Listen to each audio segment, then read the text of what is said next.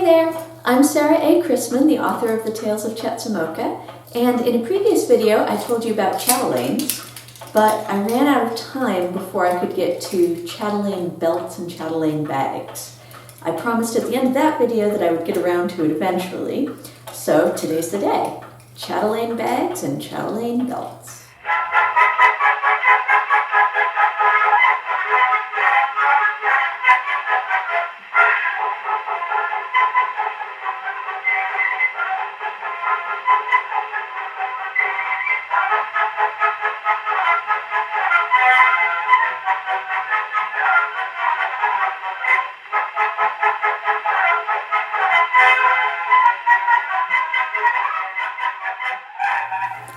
Virtually all the women in the Tales of Chetzemoka have a chatelaine pocket of one form or another. This was, if it wasn't the most common form of a purse in the Victorian era, it was definitely very high up the list. It was definitely one of the most common. These got called a Chatelaine Bag or a Chatelaine Purse. They also got called a Chatelaine Pocket. And this is what a pocket originally was. It originally was something external that hung off your waist. This was just what a pocket was. Pockets weren't originally built into clothing. That was a later innovation. And these go back a very, very long time. The waist is such a useful and natural place to hang a purse. People have been doing it for thousands of years. Waist-hung purses were very popular in the medieval era already, and there's strong archaeological evidence to suggest that the practice goes back to prehistoric days. The chatelaine purses of the Victorian era were simply a continuation of this ages-old tradition. External pockets like these didn't really lose popularity in any meaningful way until elastic waistbands came in the 20th century. In the Victorian era, a woman might make her own chatelaine bag using a pattern from a popular ladies' magazine like this one, from the April 1883 issue of Peterson's magazine. She could also choose to buy one. An advertisement in a newspaper might draw her into a local business to shop for one in person, or she could also choose from a variety of styles available in mail-order catalogs.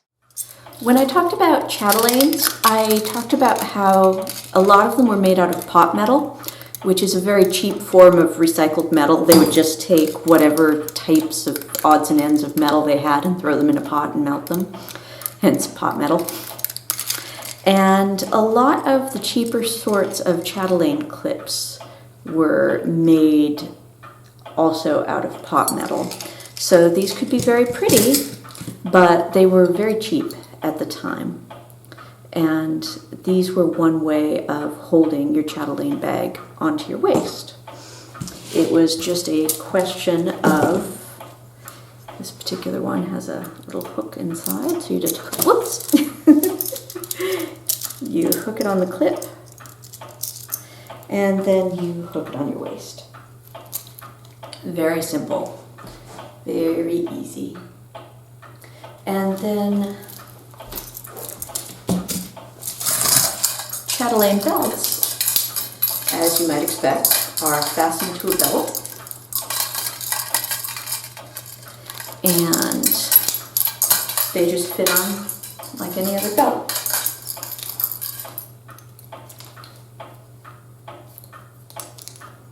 Ta-da! The advantage of chatelaine belts is you can carry a much heavier purse with you.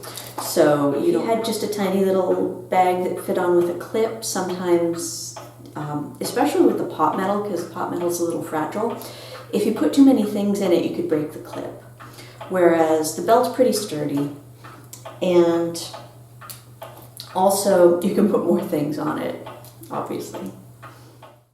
Also called a Norwegian belt, the sky was the limit for the collection of accessories a chatelaine belt might hold. Besides the essential purse, detachable fans and parasols were a popular choice. One particularly elaborate chatelaine belt, made by the same jeweler who served Queen Victoria, had accessories ranging from a perfume bottle to a 7-barrel Colt revolver, a sewing kit, a pedometer, a telescope, and an ivory brush and comb, to name just a few of the accessories that could be switched back and forth on it. On my chatelaine belt that I'm wearing right now, Gabriel made this one for me. I've got my Chatelaine bag, my Chatelaine purse or pocket, and I've got my watch, and I've got my calling card case. So it's a lot of very convenient things that are right there at my fingertips. And it's a hands-free device. Now, some of the advantages of a Chatelaine belt over a Chatelaine bag is that I mentioned that the pot metal clips can be a little fragile, so you don't want to overload a Chatelaine bag. Also, they can fall off. They are a little less secure than the belt. I mean, the belt, this is not going anywhere, but these can and do fall off. That was an issue in one of the books where Addie is holding onto her purse to keep it closed and to keep it from falling off. The loops that let a Chatelaine belt be a Chatelaine belt and not just a plain old belt are pretty distinctive, and it's really fun to look for them in old photographs because sometimes women would take the accessories off of their Chatelaine belt and wear it just as a belt because it's a very functional belt. And you can spot when they did that by looking for these metal loops. Here's a picture of L.M. Montgomery's mother. So this is the mother of the lady that wrote Anne of Green Gables. And if you look, you can see that she is, in fact, wearing a Chatelaine belt that she's just taken the tools off of. And if we look in the same book to find the picture of L.M. Montgomery herself,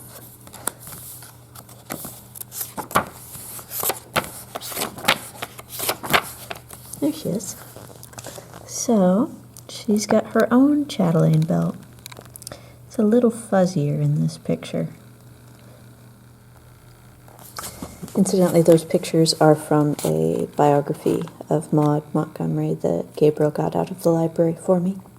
From famous ladies like Miss Montgomery to obscure ones like the unknown in this anonymous photograph, women throughout the millennia have been making use of handy external pockets. Chatelaine bags and Chatelaine belts are so useful and practical, it's a shame they ever went out of fashion. They can hold a lot more than a pocket that's built into your clothes, and unlike modern purses, they leave your hands free to interact with the world.